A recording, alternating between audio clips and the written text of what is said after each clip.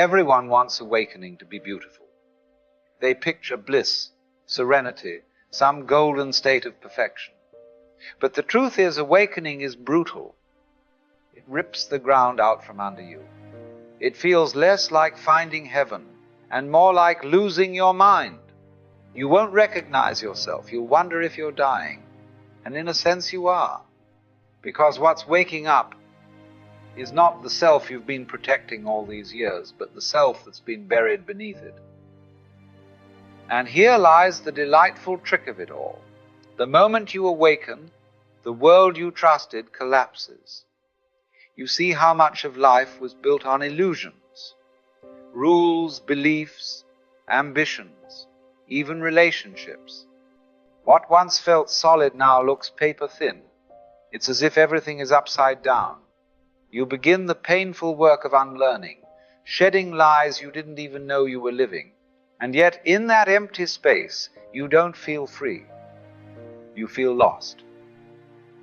You walk into rooms and feel like a stranger. Even among those you love, you laugh and realize it's hollow. You'll ache with a disconnection so sharp it feels like exile. Awakening doesn't hand you belonging. First it strips it away. And so you ask, if I can no longer stand on the old ground, but I have no new ground yet, where am I supposed to stand? The shattering, the first stage of awakening doesn't arrive gently. It does not whisper in your ear or come to you in meditation. It comes as a storm. It tears apart the life you thought was yours. It feels like failure. It feels like punishment. It feels like life itself has turned against you. It doesn't feel spiritual at all. One day, you believe you are somebody, defined by your achievements, your talents, your plans. You've built an image, and the world seems to recognize it. Then suddenly the storm comes, it all collapses. The partner you leaned on leaves. The career you spent years building crumbles. The money vanishes. Your health betrays you. Sometimes life takes one piece, sometimes it takes them all. Imagine a surgeon who loses his hands. The one thing he used to prove his existence is gone. Suddenly there is nothing left to prop him up. With them he built his career, his pride, his sense of self. And then, in a single accident, they are gone. If you take his wealth, he can earn it back. If you take his lover, he may find another. But take away the one thing he staked his very existence on, and he cannot even lift a cup of coffee. Who is he now? Nothing of the old image remains. And what's left? A naked truth you don't want to face. Without all those props, you are not the somebody you thought you were. You feel small, weak, powerless. You look in the mirror and see not a master of life, but a frightened human being. The image you spent years building shatters, and in its place stands only pain. This is the bottom. This is the suffering stage. The stage where you discover, not in theory but in pain, that you are not invincible. You are small. You are breakable. Here the ego does not surrender willingly. It fights. It rages. It clings. You will try to climb back, to rebuild the relationship, to get the career back on track, to force life to return to what it was. But the harder you fight, the worse it gets. Every attempt to glue the mask back together only makes it fall apart faster. That is why this stage is so terrifying. For the first stage of awakening is not about insight, it is about loss. Life strips you bare, and only in that unbearable emptiness can the journey begin. Before a human being can surrender to life, they must first be broken by it. If the first stage rips the ground from beneath you, the second stage keeps you there. This is the dark night. It doesn't last a day, it lingers for months, years, even decades. It is the long purgatory where the ego fights for its life. This phase is characterized by intense questioning, confusion, and the deconstruction of old beliefs. You see now that the world you trusted was built on lies, but knowing this doesn't set you free. You feel as if your entire existence has been a cruel joke.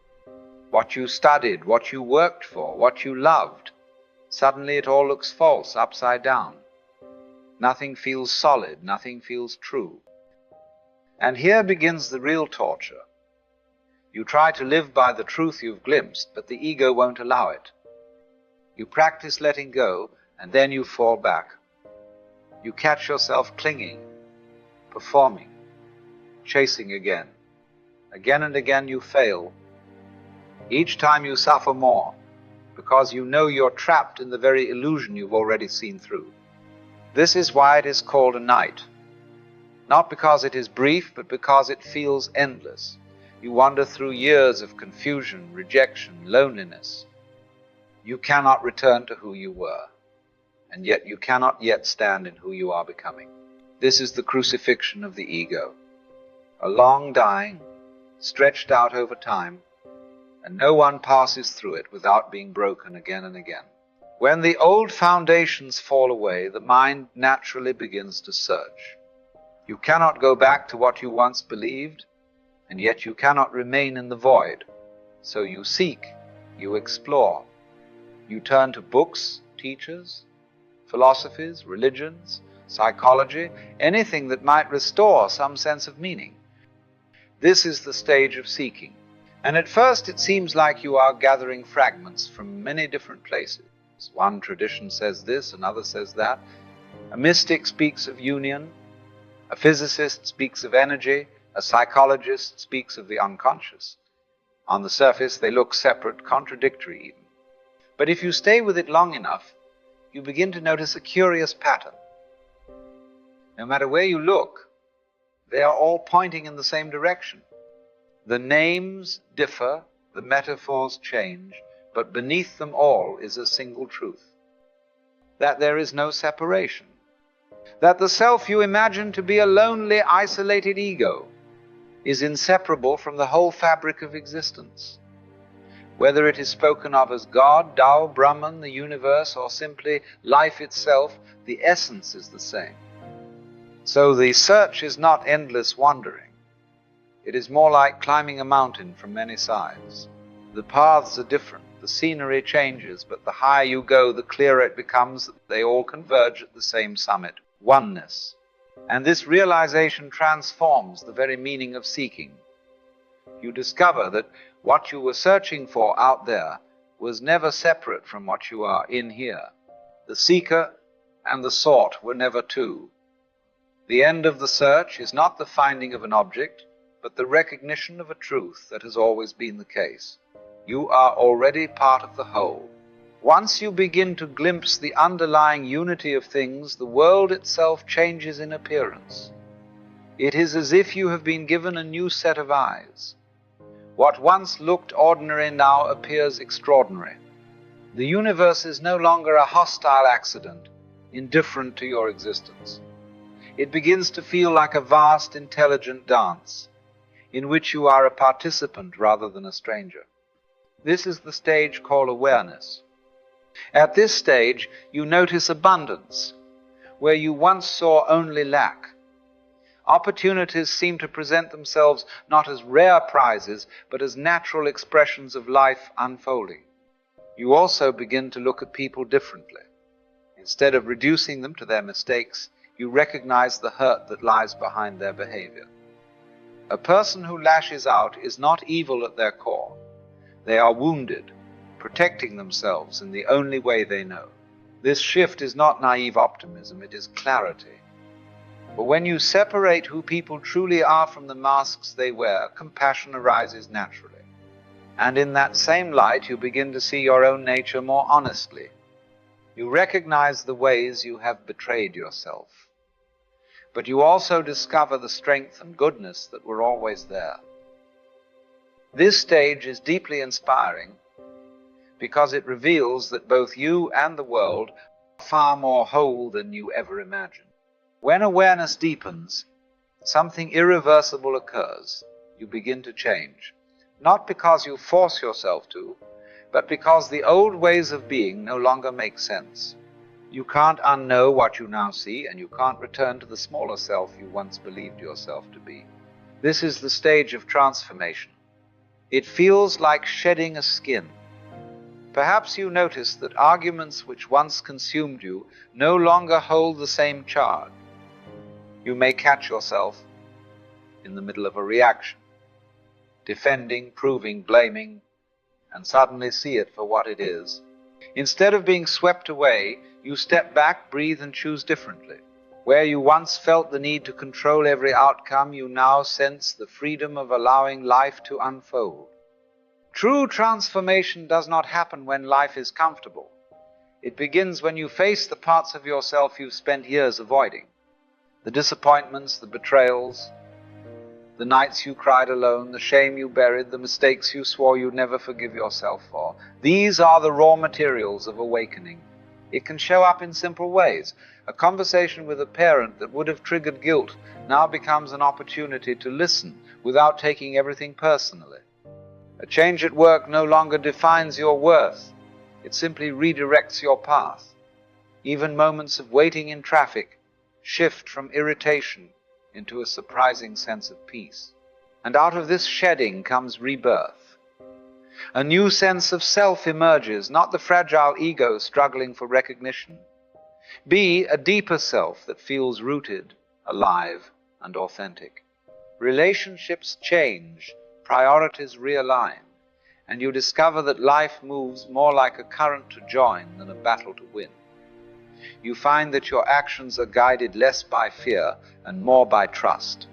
This rebirth is not about becoming someone else. It is about remembering who you truly are. It is the beginning of living in alignment with what you have discovered, that you are not a fragment battling against the universe, but an expression of the universe itself. And when that becomes more than an idea, when it is lived and breathed, life takes on a quality that feels both entirely new and profoundly natural. And from that recognition that you are not a fragment battling against the universe, but an expression of it, comes a profound shift in perception. You begin to feel the threads of connection everywhere. What once appeared separate now reveals itself as part of a larger fabric. The people you meet, the challenges you face, even the smallest coincidences, suddenly they are not happening to you, they are happening for you. This is the stage when you can feel the connection between yourself and the universe. This is what many call synchronicity. Life begins to show a kind of hidden order, a rhythm that unfolds with uncanny precision. A book falls into your hands at just the right moment. A stranger speaks the very words you needed to hear.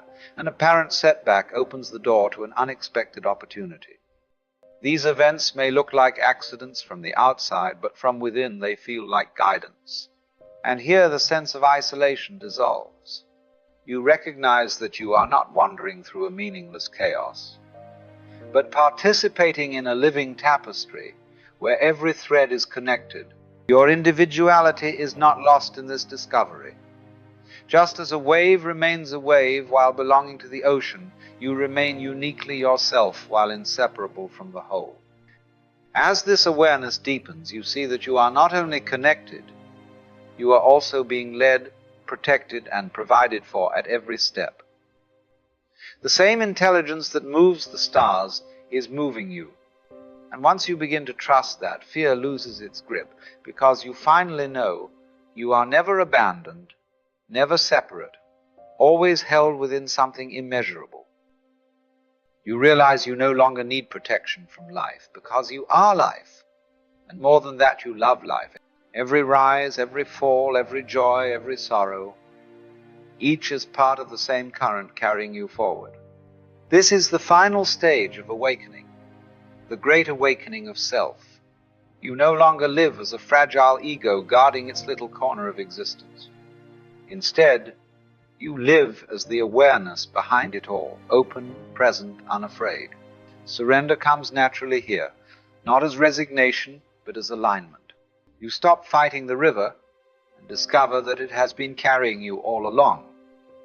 Choices that once felt paralyzing become clear. not because you weigh every risk, but because you trust the deeper movement guiding you. And with this awakening comes oneness. You look at others and no longer see strangers. You see yourself reflected in their eyes, their struggles, their hopes. You recognize that the same life breathing in you is breathing in them. To awaken in this way is to come home to the truth that you are and always have been whole. You return to your original nature, fearless, innocent, full of wisdom and possibility, radiant with love. Very few walk this path to its depths, for it requires devotion. It asks that you want awakening more than comfort, more than certainty. It takes patience, courage, and time, but when it blossoms, it is not a prize to be won.